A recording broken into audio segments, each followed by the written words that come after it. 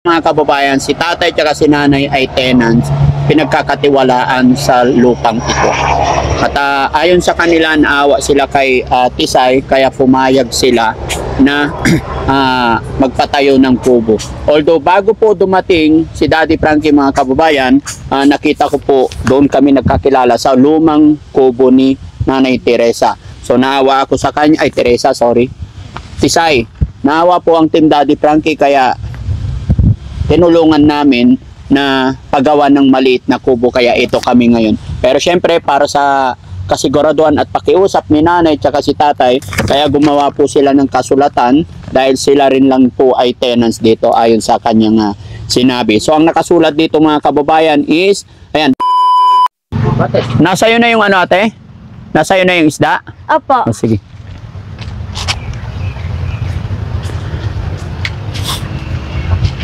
Nangyari.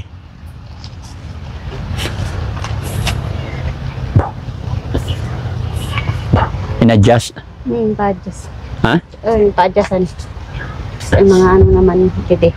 Ha? Yung mga kuan, yung pa-adjustan. Kasi mga kababayan, kanina bago kami mamili ng materialis, ito yun. Dito, no? Ngayon, inurong doon. Lumiit na naman. Lumiit. Ha?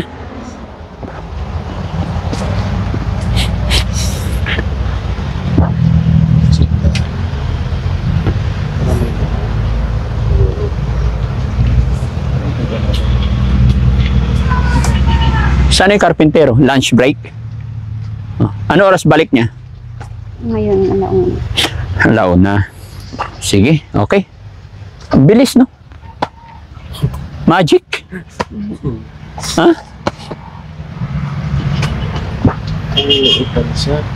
Ha? Hindi kasi po, ang ano kasi sa ng ano kahapon, sinabi sa kanila, pwede po siya na nagaanak ko. Eh, binigyan na nga po siya ng ano para matalitan. Dapat daw. Binigyan nila ng daanan po. Kasi sinakop na kasi niyo ang daan. Wala na daw madadaanan ang tao dito. Kasi meron yan dito po, no, malunggay. Ito yon. Ito siya. Ngayon pinutol, pinadagdagan daw niya po. Sabi ni Kuya Kapertero. Ngayon, pina-adjust na lang po siya paano para may madaanan lang. Sige.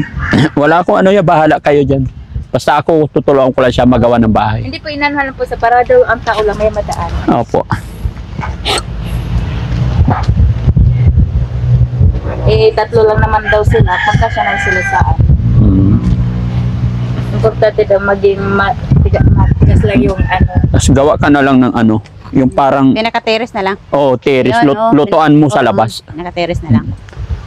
Di ba? Oo. Okay na yun. Hindi kaya, pwede ka naman doon. O doon, doon ka gumawa ng terrace mo. Saan ba pintuan mo? Kung ito ang pintuan mo, dito. Oh, dyan po. O, kung ito ang pintuan mo, dito naman ang kusina. Gawa ka maliit na, parang may bubong. Oo. Kasi kung daan nyo talaga to, wala kang magagawa. Para at least maganda yung samahan ninyong lahat. Okay. Basta gaya ng sinabi ko, wala akong ano sa ibibigay nila kasi binibigyan ka na lang. So, pasalamatan natin. Diba? Basta walang gulo. Ayaw ko kasi nang may gulo dito eh. Ayaw ko nang magkaroon ng gulo ng dahil sa amin. Kasi, Hindi po yun. Ano lang po yan. Kasi bakit daw in-adjust pa dito? Kaya pina-adjust ulit doon ng may-ari ang lupa. Para daw ang daanan, hindi naman masyado masikip. Kasi meron kasi silang kapatid dito na may hirap lumakad. Kaya pinalo niya. Oh, sige. Okay. Hello po. Okay. Sige ate. Sige, hintayin na lang natin yung karpintero. Magkasaing po. Oh, sige, sige. Kumain na kayo. Kain na. Kain na po. Dali na po, kumain na. Ano, kumain ka na. Kaya na, sige na. Salamat. Salamat, dito na. Abot pala, hindi. Hindi, tapos na. Sigurado ka? Oh, sige, sige. Baka kulang ang plato, Sai. Kumain na tayo. Kain mo tayo, Nay. Kumain na kami. Sarap ng kanin, oh. Mabango. Hindi mo ayaw kumain eh.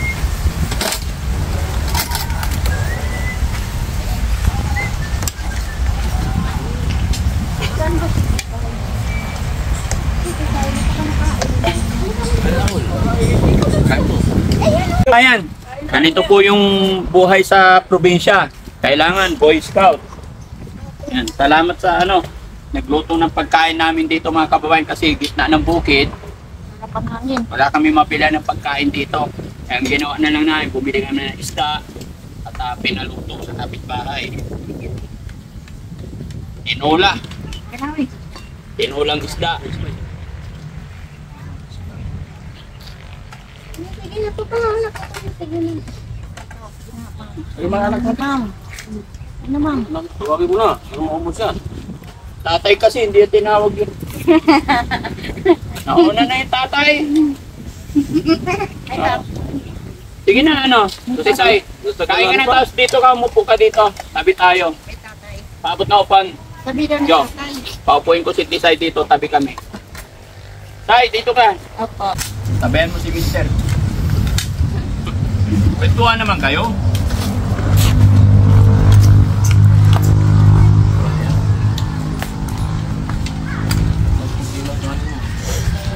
Ganyan lang talaga kumain. Hindi naman ako diet. Ano talaga, pag ganyan talaga. Kahit gabi, ganyan lang talagang kain ko. Pamahain mo protein ang kinakain? Oo. Bakit? Hindi na. Ano lang talaga, kasi Sino may? tuling ko kami yung Ano bang probinsya mo? Saan yung may? Katarman po. Katarman sama. May. Roy. Katarman po. Katarman. Sino? Ikaw nagluto nito? Ay, ano po? Sarap po. Hapon po, ma'am. Parami ako. Kayo.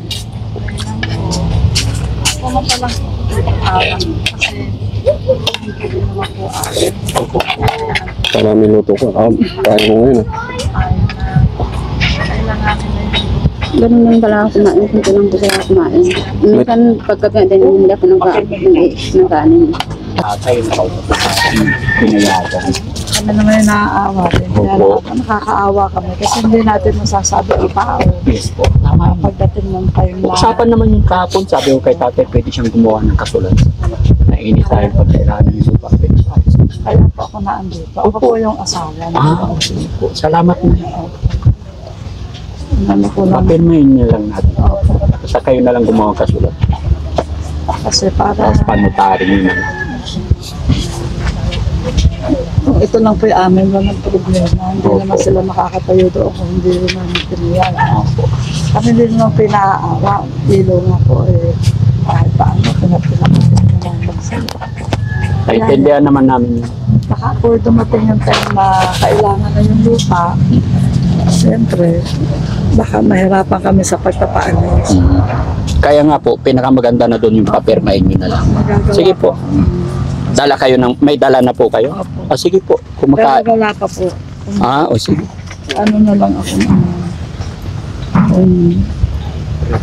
nagsisigurado lang din. Opo, sige. Sulat nyo lang kung ano yung gusto nyo tapos papirmahan natin sa kanya. Sige po. Po, Salamat na salamat po. wala lang kaya magsulat. Teresa po pangalan po ko. Teresa. Teresa. Pedro.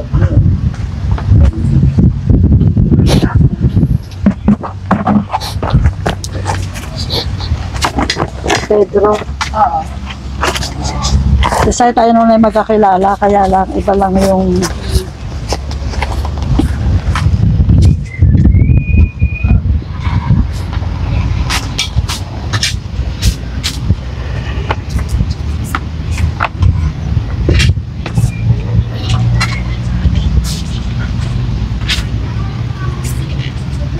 Nagpapasalamat din naman po kami sa inyo at tinulungan yung aming kasamahan dito. Opo.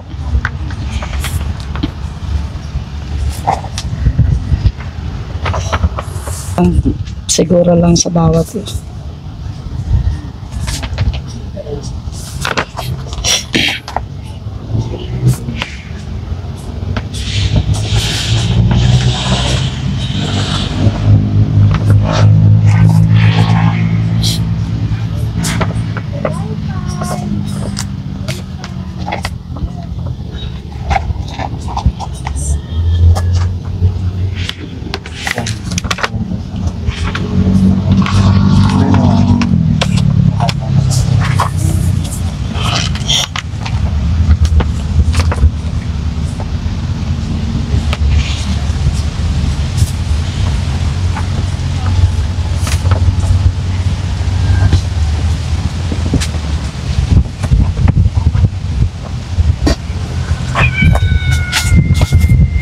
sana ba?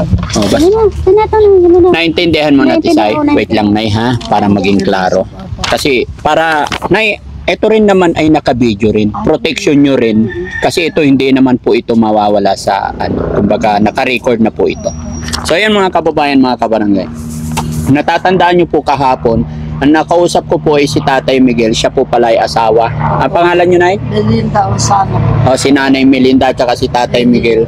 Ay sila po ay mag-asawa at sila po ang kayo nagmay-ari ng lupa. Hindi po, tenant lang po. Kayo rin ay tenants. Yun. Narinig natin mga kababayan, si Tatay at si Nanay ay tenants, pinagkakatiwalaan sa lupang ito. At ayon sa kanila, naawa sila kay Tisay, kaya pumayag sila na magpatayo ng kubo. Although bago po dumating si Daddy Frankie mga kababayan, nakita ko po doon kami nagkakilala sa lumang kubo ni Nanay Teresa. So naawa ako sa kanya, Tisay, naawa po ang Team Daddy Frankie kaya tinulungan namin na paggawa ng maliit na kubo kaya ito kami ngayon. Pero syempre para sa kasiguraduhan at pakiusap ni Nanay at si Tatay, kaya gumawa po sila ng kasulatan dahil sila rin lang po ay tenants dito ayon sa kanyang sinabi. So ang nakasulat dito mga kababayan is, ayan, Nay, pakibasa ulit, okay lang? Para dire-diretso na. Ako si Teresa Pedro na nakitayo ng kapirasong kubo sa lupa na sinasaka ni Miguel Onsana ay nangangako na aalis pag kinailangan na ang lupa. Sinuwerte po ako, siguro ay tulang na rin ng Panginoon na nakita ang aming kahirapan. Pinagkalooban po ako na ipagawa ang aking kubo dahil kung ako lang siguro din na ito mababago. Daddy Frankie po ang tumulong. Ito ay kasulatan para lang maging maayos ang pag-uusap. Sana po ay maging maayos ang pag-uusap na di magkaroon ng problema. Gumagalang, Teresa Pedro. Ate Teresa, naintindihan mo, Opo, ha? intindihan. Okay, so sige. Kumbaga hindi ka pinilit ni Nanay kusa kang pumirma. Dito anak sa ibabaw. Kasi may anak din po siya, maayos na yan, syempre. Hindi rin natin alam yung nasa loob ng anak Yes niya. po, Nay. Yan, isang ayon po ako sa sinasabi nyo, Nay. Basta ako po, wala po akong ano sa inyo dahil tinulungan, nakilala ko lang po siya. Opo. Tama lang po yung sa inyo. Kami naman pinagpapasalamat din at nakita nyo siya Opo. at natulungan ninyo. Mm. Dahil ako din po, pag umuulan, iniisip ko, ano kaya nabasa na sila? Opo. Siyempre kami tinatawag ni Nanay. Ano na, Iday? Ano kayo dyan? Kila ba kayo? Lagi kayo tinatawag pag Mahirap. mulan. Po, Lola. Mahirap din naman po kami, kaya alam din namin ang nararanasan. Kaya lang, wala naman kaming magawang tulong dahil katulad din lang po nila kami. Opo, Nay. Meron lang ang kapirasong trabaho, kaya lang nakakaraos. Pero mabait kayo, Nay, kasi kung iba-iba, hindi sila basta-basta magpapaunlak na magpatayo ng kubo. Kaya pasalamat ka, Ang trabaho po niya kasi nagtatanim lang ito ilang pila-pila okay. para lang makaraos din sila mag-iina. Opo. Pero andun din naman humanga ako sa kanya dahil lahat ng bagay pinapasok niya para lang sila mag-iina. Para mabuhay niyo yung Opo. mga anak niya. Minsan, pag may nagpapaano sa akin, nagpapaano ng paggamas sa ibang tao, nagagamas ako para magkumita. Tapos kung may nagpapaupa sa amin magpitas ng kangkong, yan, nag-ano din kami, mag-iina, nag-uupa para magpitas ng kangkong. Laban lang.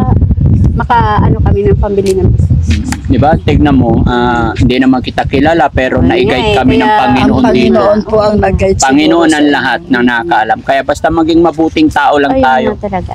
sigad na ang bahala sa atin. No? So, ilang araw lang naman yun, matatapos na. So, ayan mga kababayan, mga kabarangay, maliit na kasulatan, usapin para walang maging problema kay Nanay at kay Tisay. So, maraming salamat, Nay. Thank you po. Kaya nagkakadama yan. Oo. Hindi po kapare sa iba na kanya ang dito naman po tulungan talaga. Sabi ko nga nung nalaman ko yung gano'n, kala ko sa cellphone lang yung pala mararating din kami dito. Hindi lang, lang talaga, aksidente lang kasi nandoon kami sa dulo. Tapos yung may tao doon na nagsabi na puntahan, may itinuro nga nila yung bahay ni Tisay. So, yung isip kong pagpunta dito is abutan lang ng konting tulong bigas. Pero nung napasok ko yung bahay niya, nakita ko, Sabi nga niya sa akin. Kasi, ano na sira na rin yung kanilang higaan. opo, Nasa duyan na lang siya. oo. Kung isa sa duyan. Kung hindi nasira ang duyan ko, sa duyan ako natutulog. Duyan Yung po anak siya ng dalawa, dyan sa yung sa dalawang baba. maliit sa lapag. Maawa din naman po ako. Kaya lang wala naman din po talaga akong magawa. Kaya nga dapat kung ano, noon papaalisin na. Kasi hindi nga po naman ano, hindi po amin. Opo. Kaya lang bilang tao, hindi mo kayang magpaalis ng kapwa mo nang alam mong walang pupuntahan. Opo. Kaya sabi ko nga kung nakakatiis sila ng ganon, di sige. Ang inano ko nga lang, hindi na pwedeng ipabato or Opo. and andito na to na, yung time na kayo na yung nag-offer sa kanya, di hayaan na lang Opo. po. Kasi kung kanya sana yung lupa, talaga Opo. ibabato natin. Opo. Kung makikita nyo yung pinagawa namin dito sa Gentry, Oo, nakakita yun ako. Bato Kasi po yun. ano yun Oh. andyan yan sa cellphone ko ganun talaga yung build Oo. na pabahay namin. Kaya lang syempre, kung paalisin tayo, kaya maganda ganyan lang. Sayang. Sasayang lang. Tingnan niyo po sila. Sila po talaga yung umuupo sa tubigan namin. Hindi rin sila makapagpaayos. Ganyan nila. Oo. Kasi nga baka po makita ng may-ari ng lupa. Oo. Alam niyo naman po ngayon, pagka nakatayo na, mahirap na talagang paalsin. Kaya po nagawa ako ng kaprasong kasulatan. Okay po yun. Wala po akong ano dyan. Basta yun lang, gaya na aking sinabi, gusto ko lang makatulong Opo. kay ate. Kaya kung ano yung pagkasundo ninyo, Maraming labas na po salamat ako dyan. naman po at tinulungan niyo siya. Okay po. Sige, Nay, salamat po. Opo.